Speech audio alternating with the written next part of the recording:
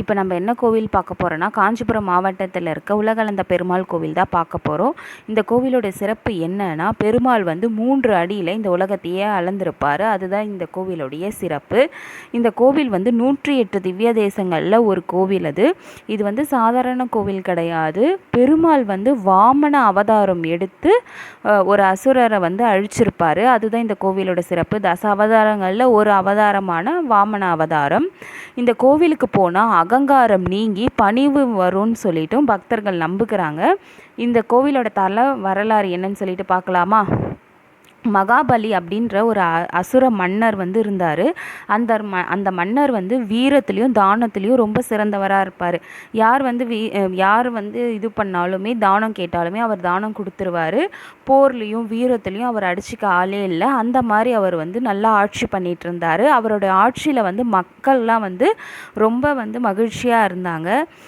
தேவர் உலகத்திற்கு இது வந்து ரொம்ப அச்சுறுத்தலாக இருந்துச்சு. அதனால் வந்து தேவர்கள்லாம் வந்து மகாவிஷ்ணு கிட்ட போய் சொன்னார், இவர் வந்து கொஞ்சம் வந்து இதுவாக இருக்கார் அப்படின்னு சொல்லிட்டு. அதனால் வந்து மகாவிஷ்ணு என்ன பண்ணாருன்னா, ஒரு பிராமண சிறுவன் வேடத்தில் வந்தார். அதாவது ஒரு சின்ன பிராமின் பையன் மாதிரி ஒரு வேஷம் அணிஞ்சிட்டு அவர்கிட்ட போயிட்டு, எனக்கு வந்து 3 அடி நிலம் கொடுங்க அப்படின்னு சொல்லிட்டு கேட்டார். மகாபலி அவர்கிட்ட, அந்த அசுர மன்னர்கிட்ட, பெருமாள் வந்து எனக்கு 3 அடி கொடுங்க இடம் அப்படின்னு சொல்லிட்டு கேட்டாங்க. 3 அடி தானே அப்படின்னு சொல்லிட்டு அவருமே யோசிக்காமல் அதை வந்து கொடுத்துட்டாரு. அப்போ வந்து அவருடைய குருவான சுக்கிராச்சாரியார் அப்படின்னு சொல்லிட்டு மகாபலி கூட இருக்கிற ஒரு குரு, மகாபலியோடைய குரு, அவர் வந்து எச்சரித்தார், இவனை வந்து பார்க்குறதுக்கு சின்ன பையன் மாதிரி இருக்கான், ஆனால் வந்து இதில் ஏதோ வந்து பிரச்சனை இருக்குது, அதனால் நீங்கள் வந்து அவருக்கு அந்த இடத்த கொடுக்காதீங்க அப்படின்ற மாதிரி அவர் எச்சரித்தார். இல்லை, இவன் ஒரு சின்ன பையன், இவனால் என்ன பண்ண முடியும் அப்படின்னு சொல்லிட்டு மகாபலி அந்த மன்னரும் வந்து அவருக்கு 3 அடியே கொடுத்துட்டாரு.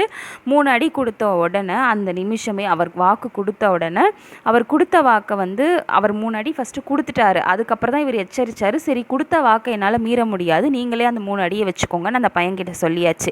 சொன்ன உடனே பெருமாள் வந்து ஒரு அவதாரம் எடுக்கிறாரு. அந்த நிமிஷமே வாமன அவதாரம் எடுத்து ரொம்ப ஹைட்டாக போயிட்டு ஃபஸ்ட்டு அடியை வந்து கால் தூக்கி வானத்தை ஃபுல்லாகவே அளந்துடுறாரு. 2வது அடி பூமியை ஃபுல்லாகவே அளந்துட்டார். 3வது அடி அளக்க இடமே கிடையாது.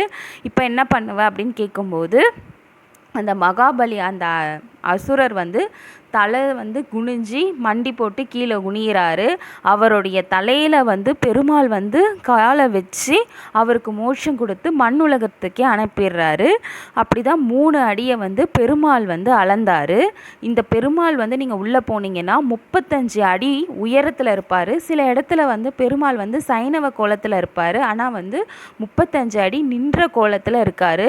ஒரு கை வந்து வானம் வந்து உயர்த்தி இருக்கும், இன்னொரு கை வந்து விரல்கள் வந்து நீட்டி, அதாவது வானத்தை அளக்கிற மாதிரி பூமியை அளக்கிற மாதிரி ஒரு பொசிஷனில் அவர் 35 அடி உயரத்தில் இருக்கார். நீங்கள் அந்த கோவிலுக்கு போகும்போது நின்று அவருடைய கையும் காலையும் பார்த்துட்டு வாங்க. 2 விரல்களை உயர்த்தியபடி 2 அடியின் உலகை அளந்தது போல் அவர் வந்து ஒரு காட்சி அளிப்பார். அதை நீங்கள் கண்டிப்பாக பார்க்கணும். இந்த ஒரு கோவிலுக்கு போனீங்கன்னா 108 திவ்ய தேசத்தில் 4 திவ்ய தேசத்தை நீங்கள் பார்த்ததுக்கு சமம். இந்த ஒரே ஒரு கோவிலில் 4 திவ்ய தேசமும் இருக்குது. திருவரங்கம், திருநிரகம், திருக்கரகம் அப்படின்னு சொல்லிட்டு 4 திவ்ய தேசமும் இந்த ஒரே ஒரு கோவிலில் இருக்குது. டைம் கிடைக்கும்போது நீங்கள் காஞ்சிபுரம் போனீங்கன்னா கண்டிப்பாக இந்த கோயிலுக்கு போயிட்டு வாங்க. 4 திவ்ய தேசத்துக்கு போயிட்டு வந்ததுக்கு சமம். பல்லவர்கள் காலத்தில் தோன்றி பின்னர் சோழர், விஜயநகர மன்னர்கள் மற்றும் நாயக்கர்கள் அவங்களுடைய காலகட்டத்தில் தான் இந்த கோவிலை வந்து கட்டியிருக்காங்க.